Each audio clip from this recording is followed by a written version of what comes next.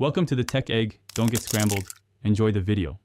In this video, I will show how to make pizza Yfl easy method.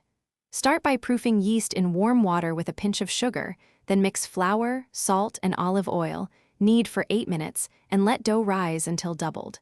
Preheat oven on a high rack and prepare toppings while dough rests. Stretch the dough thin, add sauce sparingly, and bake on a hot surface for a crisp crust. Use a friendly approach when making dough to keep the process simple and stress-free. Mix ingredients in a bowl, fold and press with your palms, and rotate the dough to develop gluten. If the dough feels sticky, add tablespoon increments of flour until manageable, but avoid overworking it.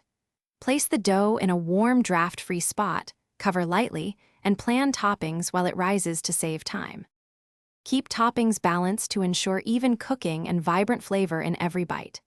Assemble with preheated oven, slide the pizza onto the hot surface, and monitor closely for a golden brown crust and bubbling cheese. Rotate the pie as needed for even color, and remove when edges are crisp and center is set. Let the pizza rest briefly before slicing to maintain structure, and serve warm. Thanks for watching. Consider subscribing if I helped unscramble your problems.